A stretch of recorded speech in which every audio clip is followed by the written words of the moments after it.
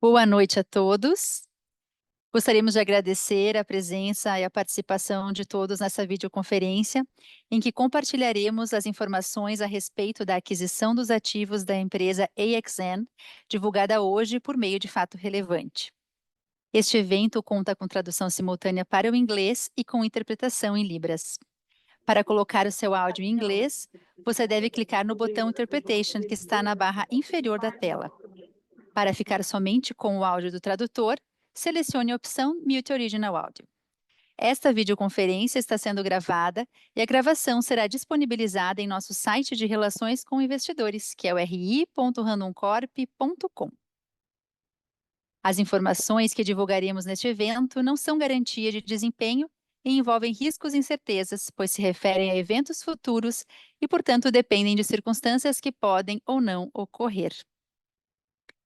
Na videoconferência de hoje, nós contaremos com a presença do nosso CEO, Sérgio Carvalho, que fará sua mensagem abordando os detalhes da operação. Na sequência, Anderson Pontalti, que é vice-presidente executivo internacional e COO da Vertical Controle de Movimentos, falará como essa aquisição se conecta com a estratégia da companhia. E Paulo Prignolato, que é vice-presidente executivo, CFO e DRI da companhia, apresentará a estrutura da operação. Por fim, Esteban Angeletti, que é nosso diretor de RI e Finanças Corporativas, conduzirá a nossa sessão de perguntas e respostas. Para participar do Q&A, você deve clicar no botão Q&A na barra inferior da tela ou enviar a sua pergunta por WhatsApp. Você pode indicar a sua participação a qualquer momento, seguindo as orientações que estão aparecendo na tela. Caso não tenhamos tempo de responder a todas as perguntas ao vivo, a nossa equipe de RI entrará em contato após o encerramento. Eu passo agora a palavra ao Sérgio Carvalho para dar início à apresentação. Obrigado, Carol. Boa tarde ou boa noite a todos, né? Muito obrigado por estarem conosco numa chamada assim com tão pouco aviso prévio, sexta-feira à noite. Então, nós tentaremos ser aqui o mais objetivo possível, mas já de antemão, nosso obrigado por estarem conosco aqui. Nós estamos muito animados em poder dividir com vocês mais essa realização da nossa empresa. E nós vamos elaborar um pouquinho por que nós estamos tão animados, por que isso é tão importante para nós. Então, o que vocês têm na tela é o nosso objetivo de tentar descrever um pouquinho de como tem sido a nossa evolução para a América do Norte. Então, na parte da esquerda desse gráfico, digamos, um pouco da nossa história mais longínqua, onde as nossas autopeças, principalmente a Master, ela exporta freios hidráulicos lá desde o ano de 2002. A Fras-le, a nossa controle de movimentos, ela faz exportações também a partir do Brasil, lá desde os anos 90. E fizemos a aquisição da Haldex ali em 2006. Mas no passado mais recente, nos anos aí mais próximos, nós tivemos uma expansão das nossas atividades. Então, nós tivemos início de exportação da nossa Alton, de células, né, de operação, por parte da Alton, na área de automação industrial. Fizemos a aquisição da Hercules por parte da montadora ali em 2022.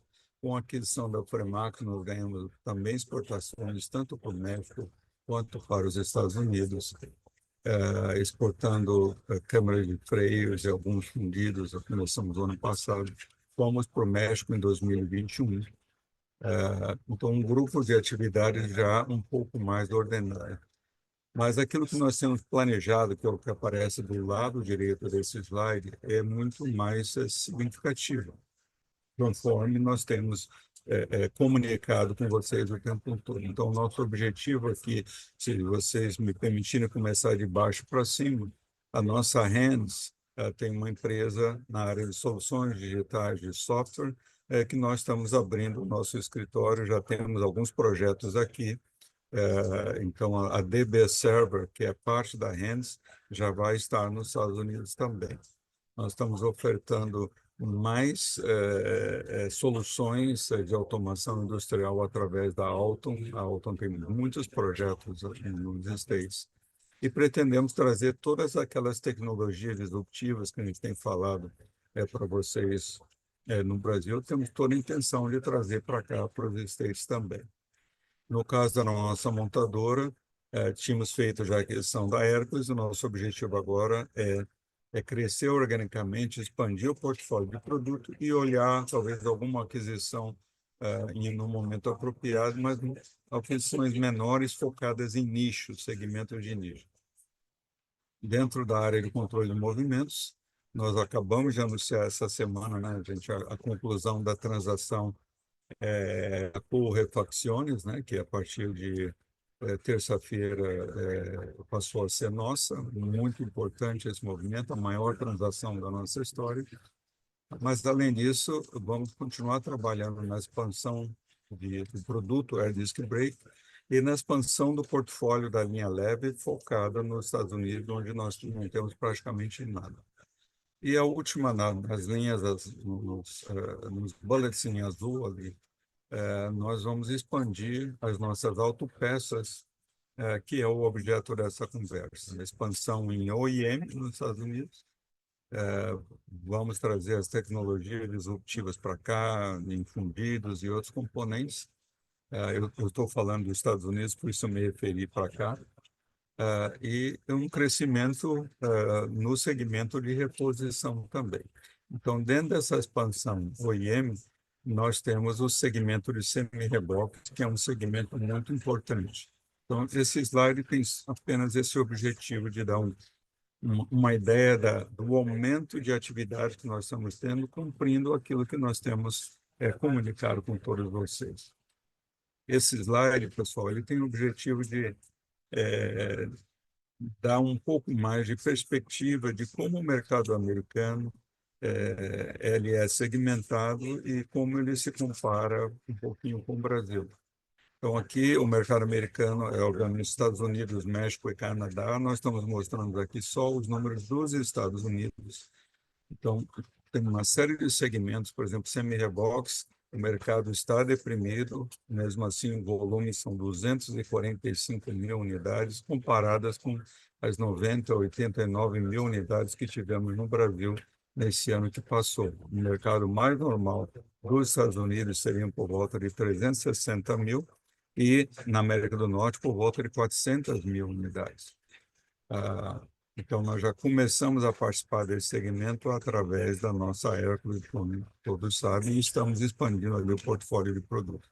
Caminhões pesados, os chamados classe 8, são 200, só nos Estados Unidos, 254 mil unidades, na América do Norte, mais para 310, 318 mil unidades, também num ano mais comprimido, mais difícil do seu ponto de vista de volume, do contrário, seria uns 10% maior.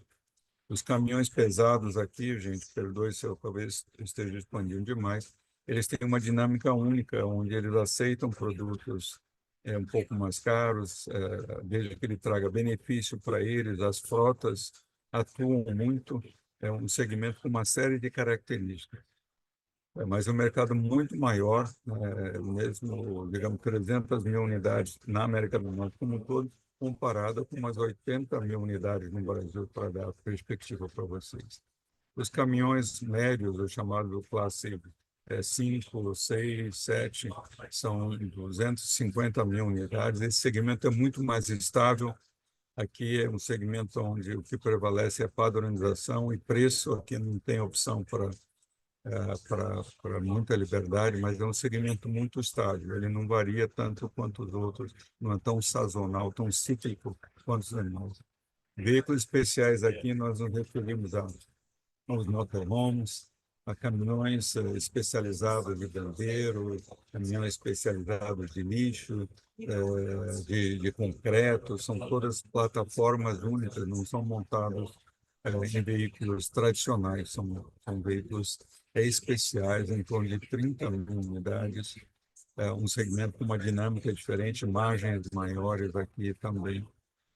O ônibus aqui, me referindo ao ônibus urbano e o ônibus interestadual, 28 mil unidades, 217 mil tratores agrícolas, 243 mil em construção civil, equipamentos fora de estrada, e na reposição uma frota de 21 milhões de veículos, comparado com aproximadamente 3 milhões de veículos no mercado brasileiro.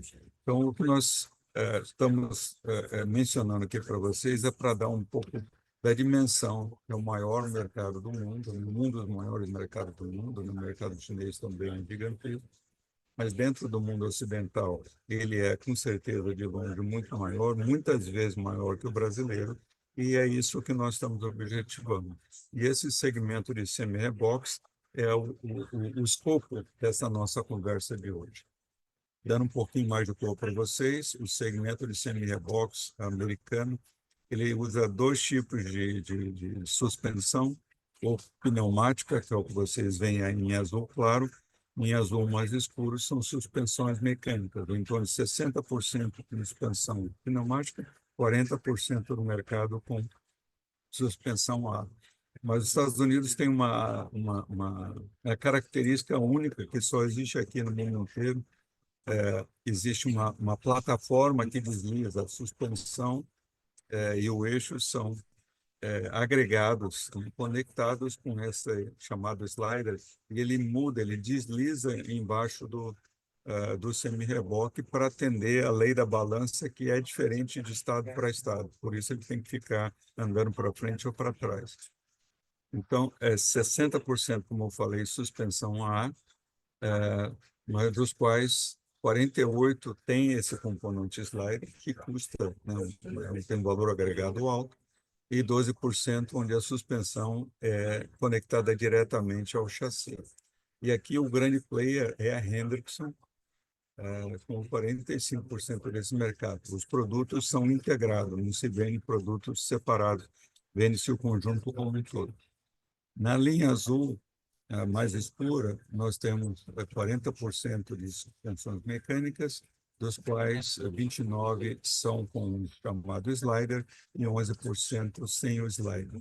Então, aqui, o fornecimento de eixos é separado e o primeiro lugar, o maior player aqui é a EXN, a empresa que nós estamos adquirindo. Naquilo que se refere às suspensões, o grande fornecedor é uma empresa chamada Hutchins, e a EXN acabou de entrar nesse segmento, o ano passado foi o primeiro ano, e ela está subindo já consideravelmente com 23%. Então, esse o contexto. Essa é a foto da entrada da empresa.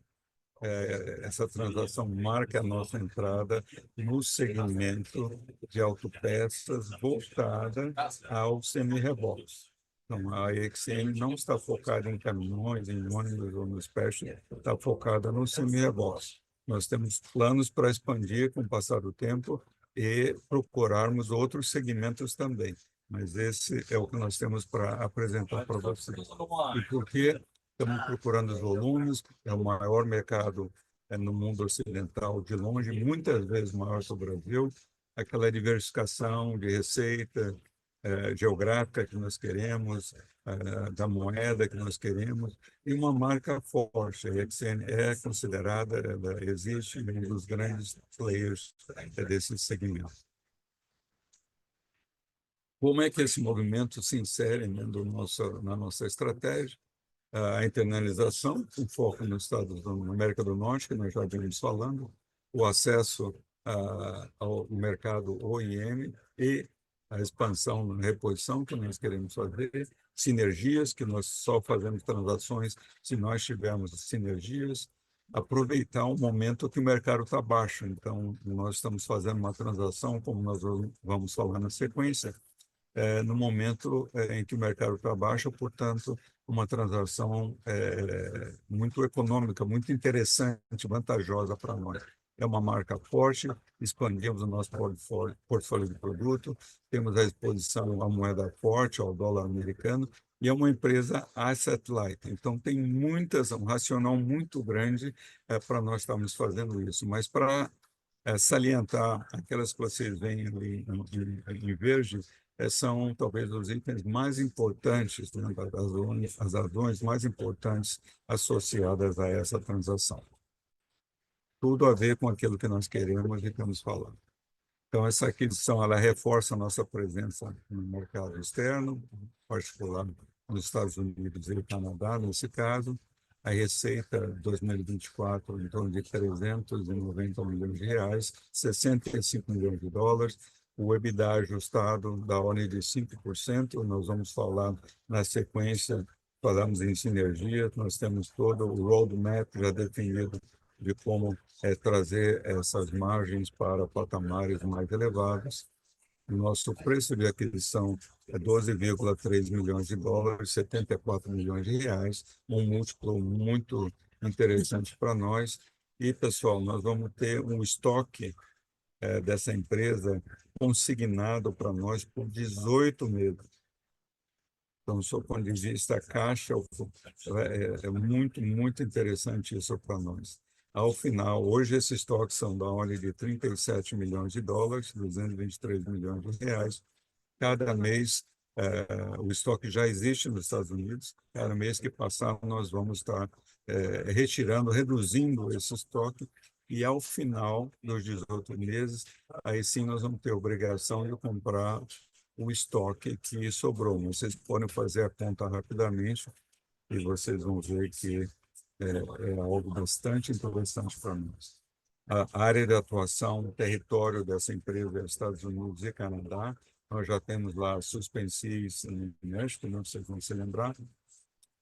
Portfólio principal, eixos e suspensões para semi-reboque. Então, o segmento aqui é OI semi-reboque. Essa empresa foi fundada em 2009, tem em torno de 70 colaboradores, tem uma fábrica e um centro de distribuição. Na realidade, hoje tem dois, mas nós estamos assumindo um centro de distribuição também. Ela fica na cidade de Louisville, no Kentucky. 90% das vendas são dentro dos Estados Unidos, a diferença é do Canadá, e 90% das vendas aqui também é OEM, os 10% remanescentes têm a ver com reposição. É uma empresa leve em termos de ativo que nos agradam, ela faz muita montagem, ela não tem muita manufatura, ela tem mais montagem e distribuição. Então, o que nós estamos comprando aqui é uma empresa que tem a mesma coisa que nós fazemos na reposição, mas aqui é mais OI. É o acesso ao mercado, é o nome, a reputação, a credibilidade, mas com pouco ativo. E ela faz, como eu falei, muita montagem de eixos e suspensões, comprando componentes de vários fornecedores americanos e fornecedores chineses também. Por favor.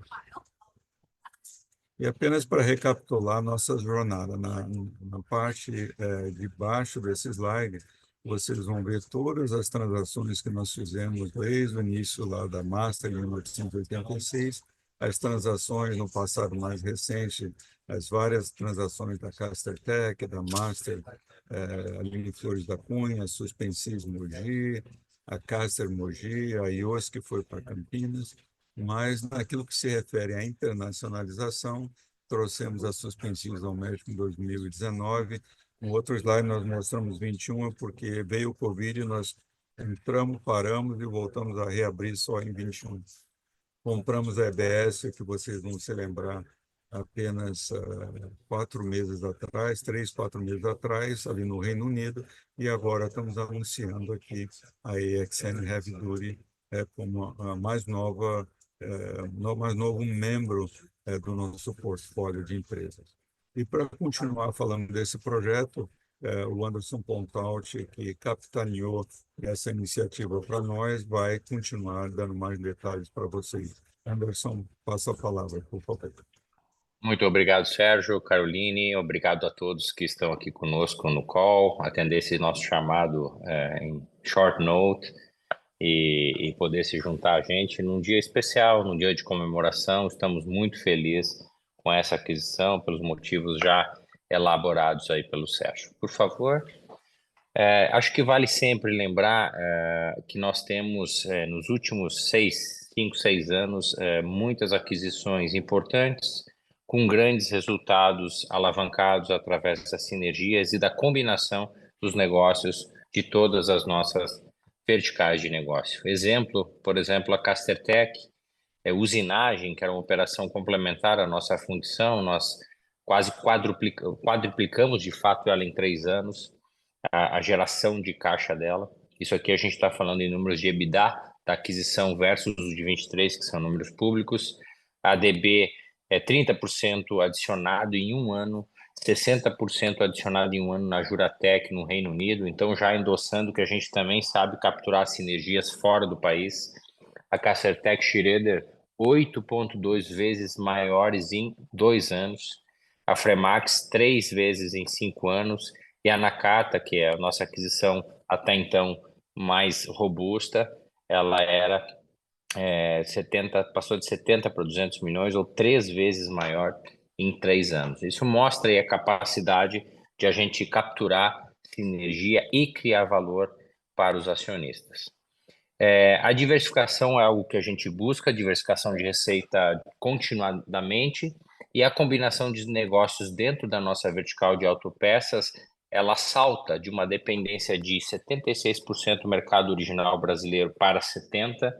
A reposição permanece de 9% na composição dos negócios dessa vertical, mas o mercado externo já ganha uma representatividade importante, saindo de 15% para 21%, naquela ideia de a gente ter combinações de negócio que nos protejam melhor nos ciclos econômicos e geograficamente protegido politicamente também. As receitas adquiridas, adicionadas só com as duas unidades recém-adquiridas pela vertical, a EBS ao final do ano passado, a XN no dia de hoje, nós temos um potencial de receita adicionada de aproximadamente 680 milhões para o ano de 2025, com 70 milhões de EBITDA adicionados ao resultado da Randon Corp como um todo. Por favor. Esse mapa continua crescente, né? A gente tem uma presença muito dominante na América Latina, tanto com a Randon Corp quanto a Fras-le Mobility. As nossas unidades têm uma presença bastante relevante aqui, e nós vemos uma expansão agora para o hemisfério norte, com a aquisição de EBS, que tem vários posicionamentos naquela geografia, a Juratec, que tem uma posição muito sólida no Reino Unido, e agora, né, adicionando já a Hércules, a gente dá mais um passo relevante, um passo importante nos Estados Unidos com essa aquisição. E o Sérgio menciona também os nossos movimentos em Greenfield, fazendo com que a Alton se vá ao mercado, a DB se vá ao mercado, e a gente começa a embarcar soluções combinadas no Brasil e em outras geografias, tendo aí um futuro bastante promissor para os nossos negócios além fronteiras. Aqui um pouquinho do perfil de produtos da companhia. O principal produto são os eixos, e aí das mais várias possíveis combinações técnicas, né, com tambor, sem freio, com freio. Ela tem uma presença muito maciça no mercado, ela é líder para trailers no fornecimento de eixos. Obviamente, as molas que compõem isso, suspensões mecânicas embaixo à vossa esquerda, junto com a suspensão já integrada aos eixos, e a suspensão pneumática, assim como o slider, que é um complemento muito importante para o mercado da Randon Corp, porque é um produto com uma característica muito americana. Ele existe pelas diferenças de regulação entre os estados nos Estados Unidos, fazendo com que a gente tenha que reposicionar os eixos sobre o trailer, né? E, consequentemente, poder atender as legislações estaduais. Isso tem um valor agregado muito interessante e algo novo para a Randon Corp que a gente vai querer potencializar na geografia. Aqui um pouquinho do que cada produto representa. Então, eixos, de fato, são 80% da receita da companhia. A integração desses eixos às suspensões, 11%. O slider, 3%. E outros produtos, majoritariamente reposição, representam 6%. Quando a gente segmenta, e essa é uma característica muito específica do ano de 2024, pela queda bastante abrupta do segmento de container chassis, ela representou em 24, 30% de receita da companhia. Por isso que o Sérgio falou, nós estamos comprando no mercado muito retraído. O mercado norte-americano de trailer, incluindo chassis de forma integrada, reduziu 35% de 23 para 24. A área de container chassis, ou segmento container chassis, reduziu 90%. Nós estamos falando de 5 mil produtos um ano cheio, quando regularmente o mercado é de 40, 45. Então, esse é um grande viés também positivo dessa aquisição.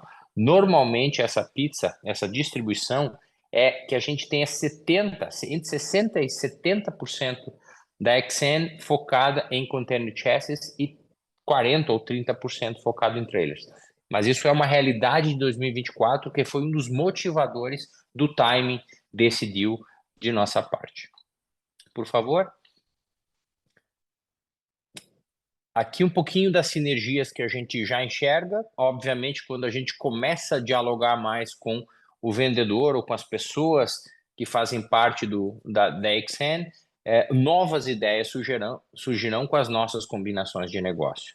Nós estimamos já 60 milhões de EBITDA capturado nos próximos 5 anos, o que já levaria para um múltiplo lá no ano de 2029 abaixo de 1 dessa aquisição. Onde é que a gente enxerga principalmente essas sinergias? Uma, ela, por estar comprando embaixo, o mercado vai voltar a patamares normais, seja esse ano, seja o ano de 2026, a gente vai poder usufruir de mercados com números muito mais favoráveis e a gente espera ganhar market share, sobretudo no mundo de trailers não container chassis. Crescimento da reposição, a combinação dos nossos negócios faz com que a gente possa ofertar toda a nossa linha de reposição de linha pesada naquela geografia. A gente tem o canal, a gente tem agora alimentar produtos e posicionar naquela geografia.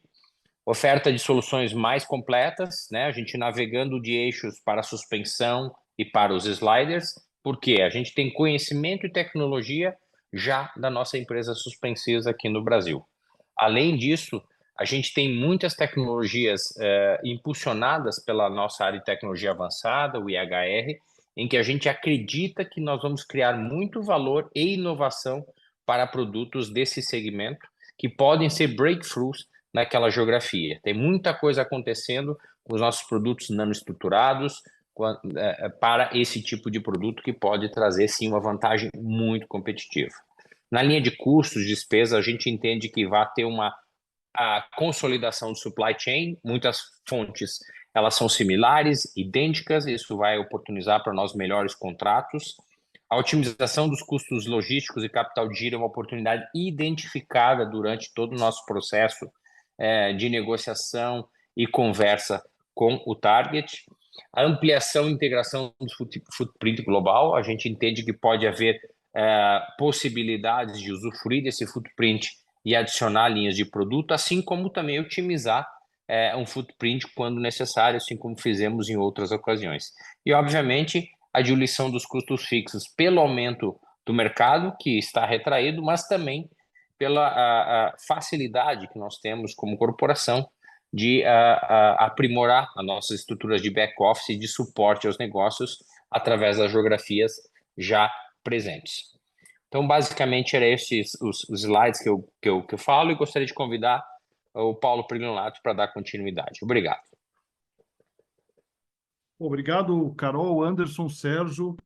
Boa noite. Eu agradeço aí por estarem participando desse momento importante para a Randon Corp. Falar um pouco rapidamente aqui da estrutura da operação.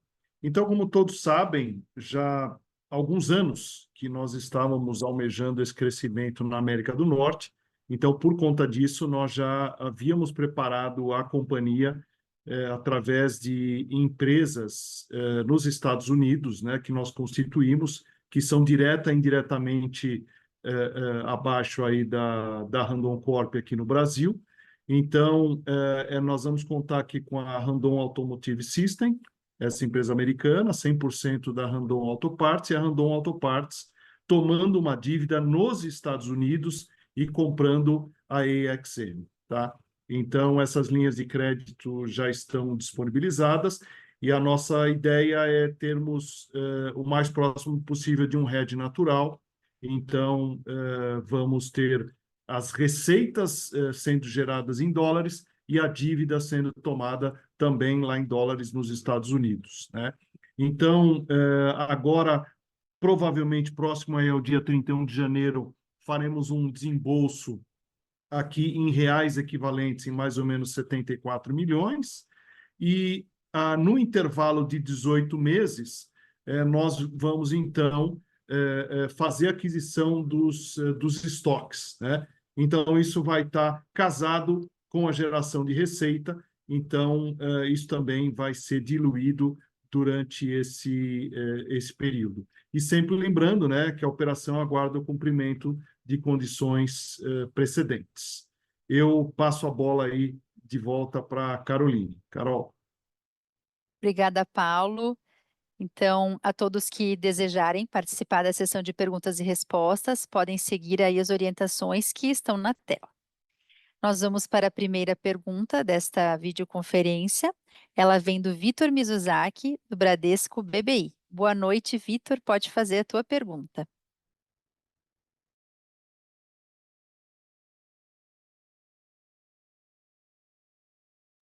Está conosco, Vitor? Alô, oi. Certo, obrigada. Obrigado. Parabéns pela operação. Do nosso lado, a gente tem duas perguntas. Uma primeira, né, com relação a TXN, com relação a clientes, né? Se de repente vocês podem dar um pouco mais de detalhe, quais são os principais clientes e como que isso, de repente, pode ajudar a aumentar a competitividade da Hércules. E a segunda pergunta, um pouco da estrutura da operação.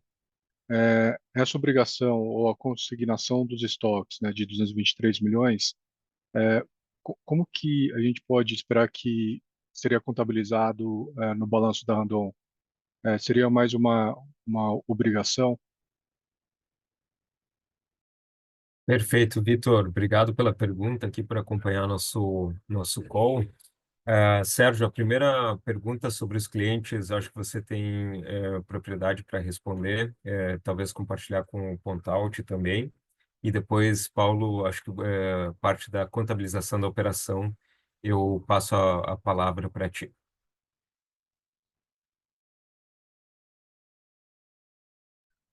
Sérgio, você está no mudo. Perfeito. Vitor, obrigado pela pergunta, obrigado por estar conosco.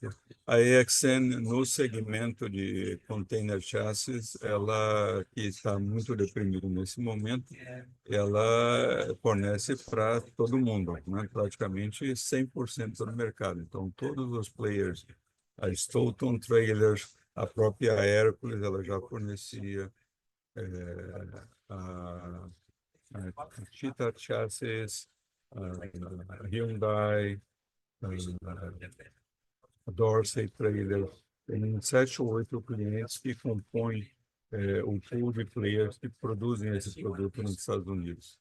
E ali ela domina. Nos outros segmentos, ela fornece para muita gente, para a Manac no Canadá, fornece para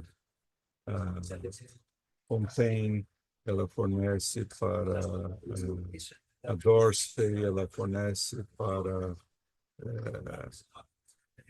um outro canadense. O portfólio de clientes é alguns 100 clientes produtores de semi-reboques nos Estados Unidos. Ela não fornece hoje para uma Wabash, até fornece, mas pouca coisa, né? Em bases mais excepcionais, não em bases regulares. Mas ela tem uma abrangência, como nós ficamos no mercado, muito boa, e ela acabou de lançar um produto importante nesse ano que passou, que foi a suspensão, que até então ela não tinha, né? Só tinha um eixo. Então, as perspectivas aí são bastante positivas. Obrigado, Sérgio.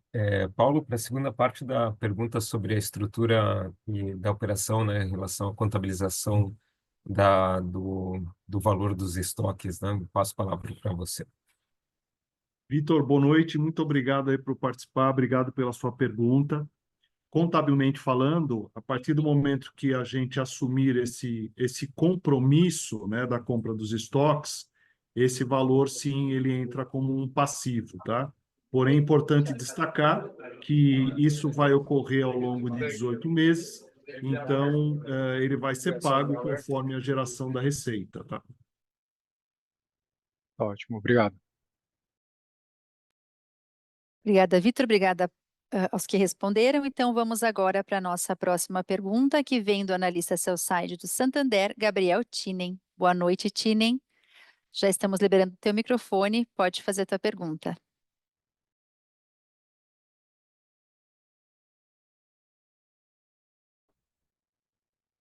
Tu me ouve, Tinem? Opa, boa noite, pessoal. São Certo. duas perguntas do meu lado. A primeira aqui, voltada mais para o lado da margem, né? Vocês comentaram um pouquinho de que a evolução da EBITDA em 5 anos, ela deve quinto.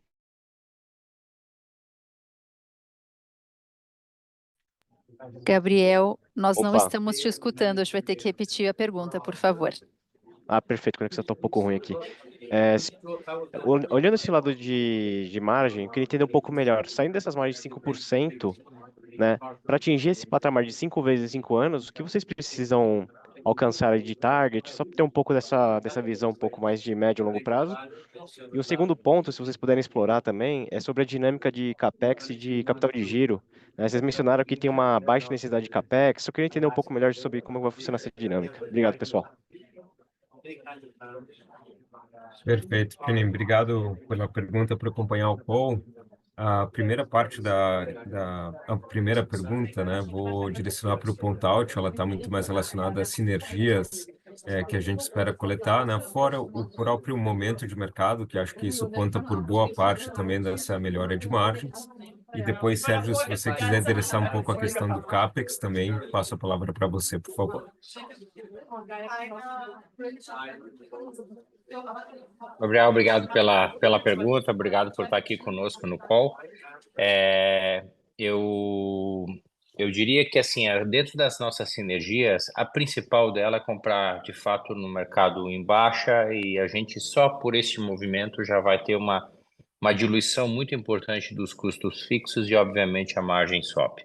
Mas, o Sérgio mencionou bem, a gente tem uma potencialidade de agregação de valor, de fornecer uma solução mais completa, mais integrada com suspensões, sliders, suspensões mecânicas, aproveitando todo o conhecimento instalado naquela geografia para essa linha de produto, mas também potencializada por tudo que a gente conhece já de suspensis. A gente acredita que no médio prazo deva ter soluções que são muito diferentes e que uma criação de valor muito importante, por exemplo, em cubos, em tambores, até mesmo vigas de eixo, quando a gente colocar e implementar as nossas soluções já encontradas e já em teste de validação no Brasil naquela geografia. Eu estou falando de ligas nanoestruturadas, por exemplo. E com isso a gente tem a convicção de que vai se diferenciar do mercado, a gente vai se distanciar da concorrência e vai usufruir, obviamente, de um posicionamento de marca e uma percepção de valor que vai permitir que as margens sejam mais elevadas, né? Além disso, tem toda a linha de aftermarket que ainda tem a ser explorada. A gente começa a embarcar produtos complementares já produzidos ou que nós temos já sourcings estabelecidos através de canais muito mais robustos, uma vez que a gente tem acesso ao mercado AM Trailer e todas as redes de assistência desses também. Então, esses eu diria que são os principais pontos de sinergia que a gente vai poder explorar ao longo dos próximos anos. Perfeito, Pontaut, muito obrigado. Acho que está bem completa a resposta aqui. E, Sérgio, com relação a CAPEX, né, acho que o principal ponto é lembrar que é uma operação asset light, então ela também não demanda muito CAPEX, né, ela tem um componente de comanufatura importante, e isso também nos ajuda a colocar menos capital, né, e ter o retorno esperado, né? Perfeito, Esteban. Gabriel, obrigado pela pergunta, mas o Esteban já respondeu exatamente, é isso mesmo.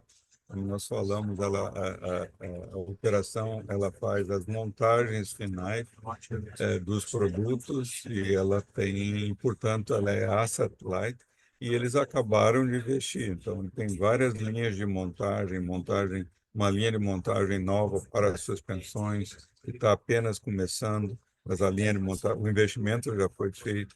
As linhas de montagem dos eixos foram expandidas, então nós não vemos uma grande necessidade de CAPEX naquilo que se refere ao meio industrial.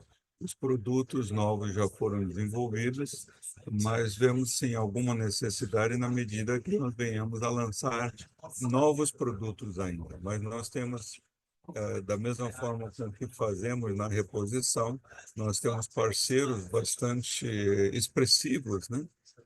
Que trabalham conosco, que nos permitem fazer esse desenvolvimento de uma maneira mais econômica, né? Não precisamos bancar todo o investimento. Então, a nossa estrutura ela permite que, mesmo para futuros desenvolvimentos de produto, que nós venhamos a ter um CAPEX mais reduzido.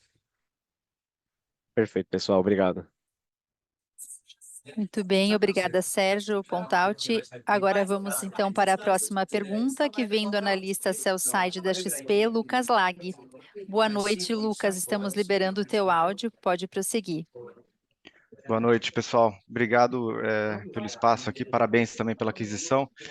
São dois pontos que eu queria explorar com vocês, acho que um complemento nessa questão de sinergia, mas se vocês puderem, não sei se vocês têm esses detalhes, mas se puderem compartilhar um pouco dos níveis de rentabilidade da companhia antes dessa deterioração do mercado norte-americano, mas para a gente tentar estimar quanto, né, dessas sinergias viria dessa retomada de mercado que o Pontalti comentou.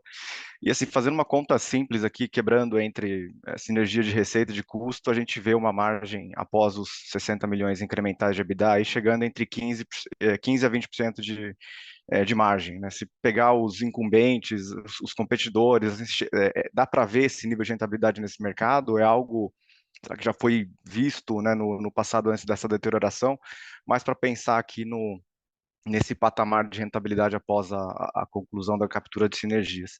E uma segunda pergunta, mas assim, a gente tem visto bastante receio por parte do mercado em relação à alavancagem, né? E pensando na Randon, por mais que a aquisição acho que seja pequena e parece ser realmente muito oportuna, né? A gente já vê a Randon próxima aí a 3 vezes de dívida líquida EBITDA, olhando para 2025, após a aquisição de CU, ABS, né? Acho que por um lado foi o que o Sérgio comentou, né? Por um lado você tem esse momento de mercado que acaba jogando valuation para baixo e cria oportunidade, e por outro lado, acho que o cenário macro Brasil tá complicado, né? Então, assim, qual que é o racional da empresa em relação à alocação de capital pensando no futuro? Acelerar essa expansão internacional ainda mais nesse contexto difícil de Brasil, ou a alavancagem já começa a ser um problema e o foco deveria ser captura de sinergia, integração dos M&As e frear um pouco esse movimento de M&A? Acho que são essas duas questões em relação à sinergia e alocação de capital aí, olhando para frente, e parabéns de novo aí pelo movimento. Obrigado. Obrigado, Lucas, pela pergunta. Acho que são dois pontos importantes da gente trazer aqui para o mercado, né? Conversar com o mercado, principalmente essa última pergunta sobre a alavancagem, a qual eu tenho certeza o Paulo vai poder endereçar bem. E em relação às perguntas de sinergia e as margens dessa operação antes da baixa de mercado, Sérgio, acho que você pode trazer um pouco desses componentes, principalmente olhando como era o mercado antes, e Pontalti fazendo esse split do que é essa sinergia esperada de receita, aumento de receita, versus a sinergia esperada também de custos, né, da parte de sourcing e principalmente diluição de back-office, né, de custos fixos.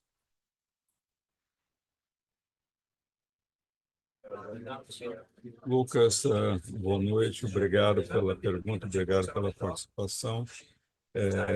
Essa empresa ela já teve margens da ordem de 10%. No passado, antes da queda de mercado, o volume estava alto, mas isso coincidiu também com aquele pico no frete internacional que aconteceu alguns anos atrás. Tradicionalmente, os produtos, o frete internacional tinha um custo X, o preço por container, e ele triplicou, quadruplicou num período muito curto. Então, mesmo quando o volume nos Estados Unidos estava muito alto, a inflação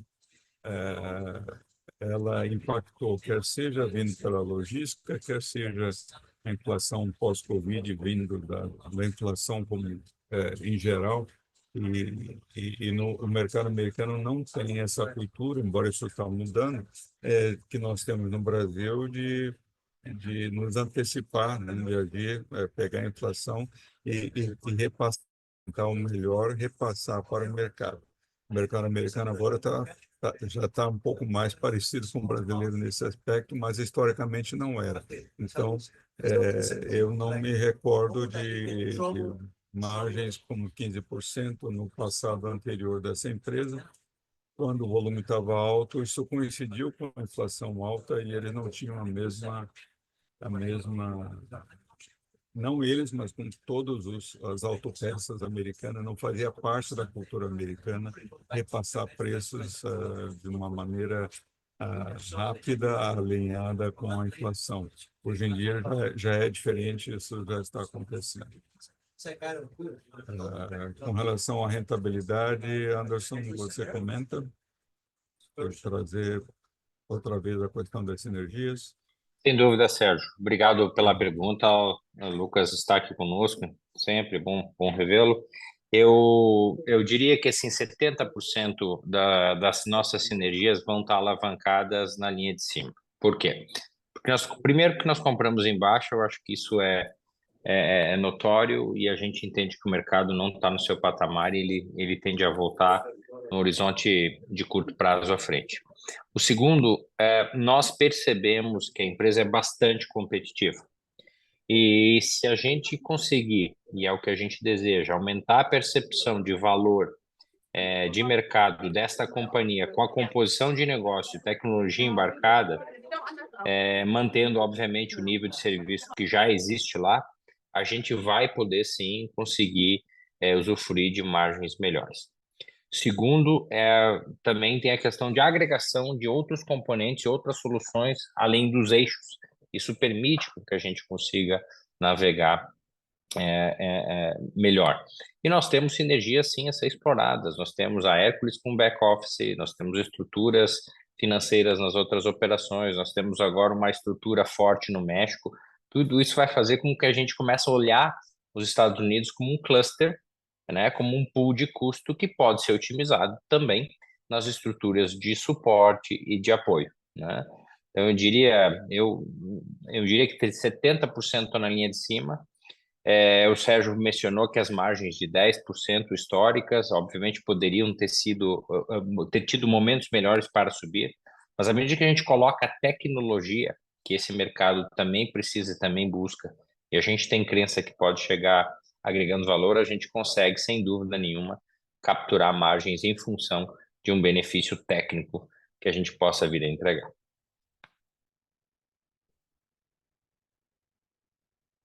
Feito, obrigado, Pontalti. Paulo, passo a palavra para você comentar um pouquinho sobre a questão da alavancagem. Lucas, muito obrigado aí pela sua pergunta, obrigado por participar. Lucas, esse ponto que você comentou é extremamente importante, né? Então, a gente também tem a preocupação com o cenário macro aqui no Brasil, porém, vamos voltar um pouco o filme, né?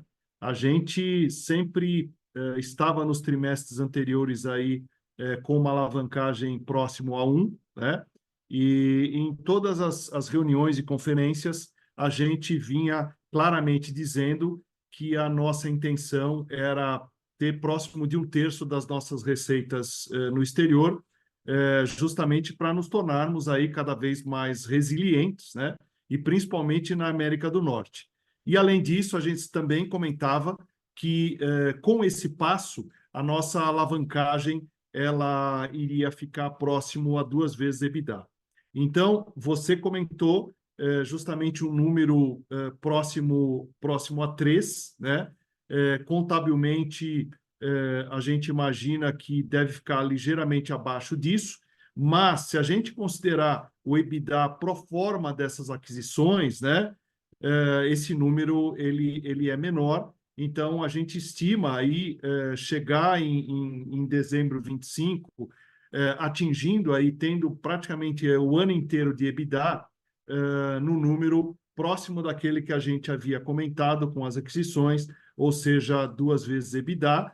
E aí, claro, trabalhando forte para capturar todas as sinergias dessas aquisições, justamente para voltarmos aí a níveis de alavancagem que a gente tinha antes de fazê-las, tá? Então, claro, a gente vai estar acompanhando as oportunidades de mercado, mas o nosso objetivo nesse próximo ciclo é justamente capturar sinergias, gerar caixa e reduzir essa alavancagem. Boa, tá claro, pessoal. Obrigado, parabéns de novo e boa celebração aí para vocês. Valeu, obrigado. Obrigada.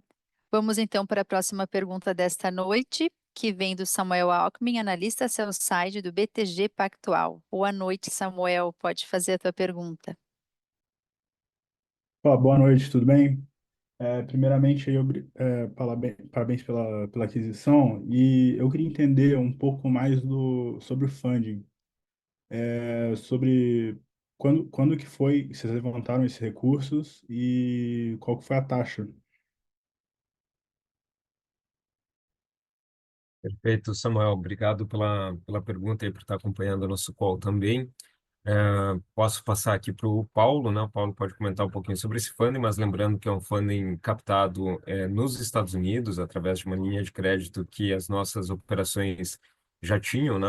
E, Paulo, até se me permite, avançando um pouco já na resposta, lembrando que a gente vem se preparando a esse movimento desde a aquisição da Hércules, quando nós abrimos a nossa Holdco, né, no exterior.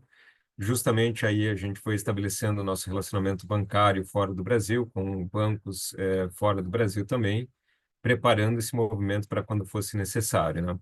Mas sem querer invadir, avançar demais na resposta, Paulo, passo para você se você quiser complementar algum ponto aí. Samuel, obrigado pela pergunta. Não, assim, basicamente é isso que o Esteban comentou, tá? Então, hoje a gente tem uma bancabilidade muito boa, inclusive nos Estados Unidos, né? E essa dívida, ela ainda não entrou no nosso balanço, tá? Ela vai entrar de forma simultânea à data do pagamento, ou seja, são linhas de crédito já devidamente fechadas e aprovadas, e nós vamos tomar de forma simultânea a data do pagamento. E elas seguem condições normais aí de linha dos Estados Unidos, né? Então, é baseado em SOFR, né? E mais um spread. Então, são linhas em dólares, linhas de working capital, ali basicamente em preços médios dos Estados Unidos, tá? Isso me permite complementar, Paulo, lembrando que o desembolso, né, no fechamento da operação vai ser relacionado ao valor dos ativos, que são os 12 milhões de dólares, e o restante do valor dos estoques ele vai sendo pago conforme forem sendo consumidos, ou seja, a ideia é que a própria operação gere o caixa para ir pagando pelos estoques consumidos.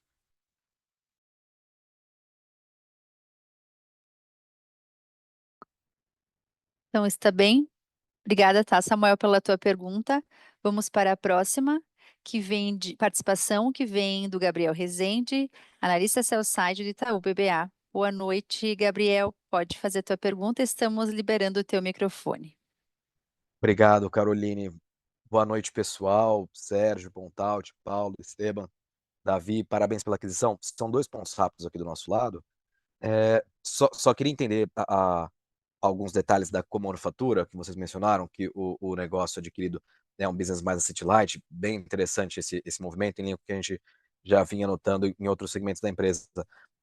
Se vocês puderem abrir para a gente quais são as geografias dos fornecedores, e aqui eu estou pensando só em eventuais riscos ali do novo governo dos Estados Unidos, né, buscando taxações de importado, se eventualmente isso poderia trazer algum risco ali para a cadeia da empresa adquirida.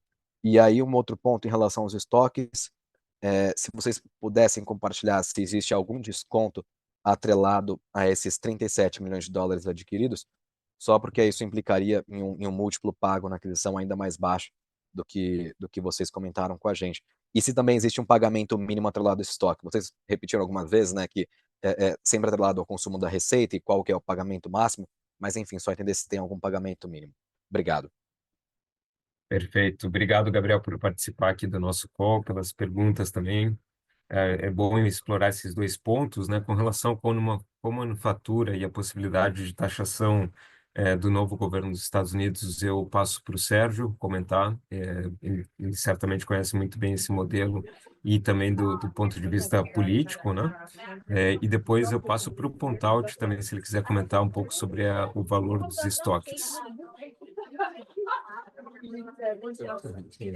Gabriel, obrigado pela pergunta, obrigado pela participação. Os dois países que mais alimentam a EXN são China e o próprio Estados Unidos. Todo produto americano ele usa componentes que nós chamamos da extremidade do Will-Win, que é componentes locais, componentes às vezes de freio, câmeras também locais, Betacor, todo um conjunto de componentes, e o restante vem da China. Então, na situação atual é essa, né? Tem algumas linhas de produto que nós vamos trazer alguma coisa do Brasil também, né? Nós vamos mudar um pouco esse cenário. O que pode acontecer com o novo governo Trump realmente é um ponto relevante, e nós incluímos isso no valuation, nós incluímos essa preocupação no nosso modelo de negócio, de tal maneira que nós sempre tenhamos condições de procurar alternativas caso venhamos a ter algum impedimento. Mas qual é a dinâmica que acontece? Se houver uma sobretaxação muito expressiva, por exemplo, para os produtos chineses, o contraponto de tudo isso é que os preços do mercado doméstico sobem no dia seguinte, não é na semana seguinte, é no dia seguinte. Isso já foi vivido mais de uma vez em movimentos que aconteceram no passado. Por exemplo, eu vou muito atrás no tempo aqui, nós como George Bush, quando ele criou a resolução 201 para taxar o aço e proteger a indústria nacional de aço. No dia seguinte, foi 15% de aumento. O aço doméstico subiu 24 horas depois, 15%. Exatamente o mesmo valor. Então, se houver uma sobretaxação, o que vai acontecer é que os preços do mercado doméstico vão subir também. E nós temos a liberdade, o caminho, o conhecimento, já que nós produzimos produtos, por exemplo, no Brasil também, nós temos condições de substituir as fontes de fornecimento também. Então, a possibilidade disso acontecer, nós sabemos, ela é real, e nós já temos os planos de contingência alinhados com relação a isso. Mas, mais uma vez, se você colocar barreiras no país nesse sentido, esse ambiente onde você minimiza as suas importações é um ambiente de negócio e ele é mais até favorável à margem do que o contrário. Então, nós já desenvolvemos, né, toda a nossa visão. Se uma situação acontecer, se essa situação acontecer, tudo isso já está bem alinhavado, Gabriel. Falando dos estoques, né, Esteban? Isso. Já me Pode seguir, adiantando. Pontalti. Então, nós temos os estoques, eles serão, primeiro, nós temos o compromisso da consignação de comprar esses 37 milhões num período de 18 meses. Essa é a nossa obrigação. Se ao final do 18º mês a gente tiver um resíduo, a gente adquire. Mas o que nós já fizemos para proteger sobre relação a esse estoque? Vários pontos. O primeiro, a gente avaliou o custo desse estoque sobre a inflação dos fretes que o mundo inteiro sofreu nesse último ano, e a gente normalizou os custos desse estoque como compromisso.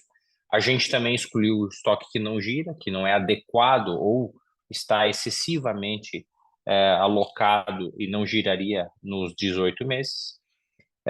E a gente tem a convicção, né, do tamanho do negócio. Nós estamos com uma empresa hoje que faturou aí aproximadamente 65 milhões de dólares num ano ruim, como foi 2024 pela recessão de mercado, que ela venha faturar aí acima desse nível, os 37 milhões, baseado na estrutura que é muito dependente de materiais, né, porque não tem uma agregação de valor por ser a satellite ou minimamente uma agregação de valor local. Os 37 milhões é bastante tímido perto da demanda anual ou dos 18 meses dessa operação. Então, por mais que a gente tenha obrigatoriedade, o risco de nós termos um estoque não consumido ao 18º mês de forma significativa é muito, muito baixo.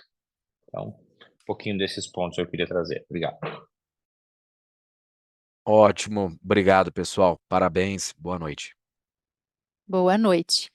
E agora, então, nós vamos para a última pergunta desta videoconferência, que vem da analista sell-side da UBS, Andressa Varotto. Andressa, estamos liberando o teu microfone. Pode fazer a tua pergunta. Obrigada, Caroline. Boa noite a todos. Obrigada pelo call e parabéns pela aquisição. Tenho 2 pontos bem rápidos aqui.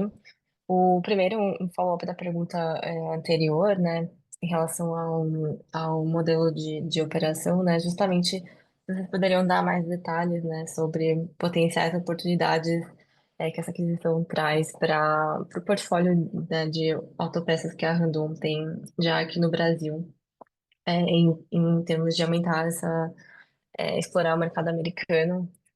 E a minha segunda pergunta, né? Acho que a gente falou bastante sobre o momento de volumes, né? Que tá deprimido.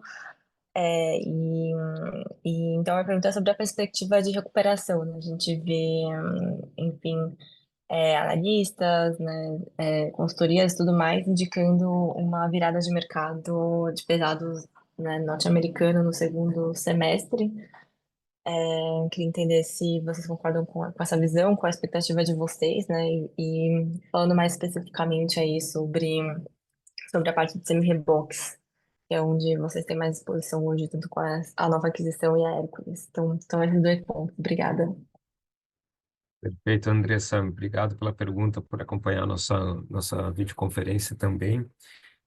Eu volto o Pontalti contigo para falar um pouquinho sobre as sinergias, né, no modelo de operação, lembrando que a gente enxerga essas sinergias não só pelo nosso modelo de atuação, pela integração das nossas autopeças, como também pela forma de atuação no mercado dos Estados Unidos, né, que abre bastante possibilidade justamente para essa verticalização que nós temos. E, Sérgio, acho que você é a melhor pessoa para comentar um pouco sobre o momento de mercado, tanto o que nós vivemos no ano passado, que isso já está dado, né, já passou, ficou para trás, como também essa perspectiva para frente, olhando não só para 26, mas principalmente com essa possível mudança de regulação americana em 27, como isso pode provocar já um efeito de antecipação de compras em caminhões e semi-reboques já a partir do segundo semestre desse ano. Mas, Pontalti, por favor, fica à vontade para endereçar a primeira pergunta, por favor. Obrigado, Estevam. Obrigado, Andressa, pela pergunta, por estar aqui conosco. Então, acho que nas perguntas anteriores sobre sinergias, eu já havia explorado um pouquinho sobre as grandes possibilidades que a gente enxerga nesse mercado, além, né, do crescimento dele, está focado, obviamente, com o aumento da solução ou a incorporação de eixos já com suspensão, com slider, que são coisas que a empresa recentemente desenvolveu para esse mercado. Então, a gente entende que tem um espaço muito importante para começar a endereçar uma solução mais completa para os fabricantes de trailer. A gente tem na linha de reposição, novamente, boas possibilidades de começar a embarcar produtos produzidos no Brasil, né, adicionais ao que a empresa já produz e dentro de seus compromissos de contratos estabelecidos nesse acordo. E, por fim, a gente tem as soluções de médio prazo, como eu mencionei, de explorar tecnologias que possam criar valor naquela geografia, né? A gente tem uma certeza bastante grande de que o nível de competitividade da empresa já é bom. Ela conseguiu passar numa recessão tremenda de mercado, eu diria que dos fabricantes de eixo, por ela ser a que tem melhor presença no mercado que caiu né, que é o de container chassis, e ela conseguiu entregar um resultado positivo, ainda assim, num ano muito ruim. Ela está com a musculatura fortalecida, com produto novo, reestruturada, com a energia nova de Randoncorp, com a nossa estrutura para suportar e apoiar esse negócio. A gente tem um horizonte à frente muito promissor, Andressa. Então, obrigado mais uma vez pela pergunta. Obrigado, Andressa, pela pergunta, pela participação. Com relação ao mercado, a nossa visão é que no segmento de semi-reboques, nós estamos passando pelo momento mais delicado. O mercado caiu bastante. Nos últimos meses, a movimentação já aumentou, pedido de cotação, entrada de pedidos médios no mercado, a baixa da taxa de juros norte-americana, mesmo que ela venha a ser interrompida, que ela não aconteça com a mesma velocidade que se previa 9 meses atrás, né? Mas a economia americana ainda está robusta, a taxa de desemprego baixa, geração de empregos novos continua no patamar razoável. O Fed americano está considerando não derrubar tanto conforme pensado originalmente, mas já derrubou, e tudo isso já mostra sinais positivos para a indústria norte-americana. Os grandes fabricantes de caminhões continuam positivos, se preparando para 2027 com essa troca de regulamentação, que é o que o Esteban aludiu, e que em algum momento, eu com certeza em 26, mas talvez no finalzinho de 25 já venha para o finalzinho de 25. Então, a nossa visão é de uma segunda metade de 25 já mais robusta no segmento de semi-reboques norte-americano. Muito obrigada, Obrigado, pessoal. Sérgio. Obrigado, Andressa.